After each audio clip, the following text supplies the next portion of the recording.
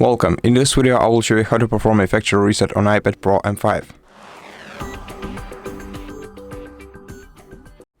First, open the settings on your device, then scroll down to Transfer or Reset iPad. Select Erase all content and settings. This will of course erase all content and settings from your device. Tap Continue, Erase iPad, then provide your passcode and the operation will begin.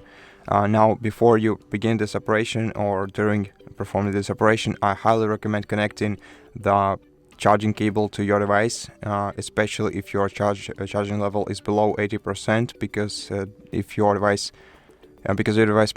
might break if it turns off during the reset operation. So you should be aware of it. And that's it. That's how you perform a factory reset operation on your iPad. Thank you for watching this video. If you liked it, please consider subscribing to our channel, leave us a like and a comment below, and I'll see you in the next one.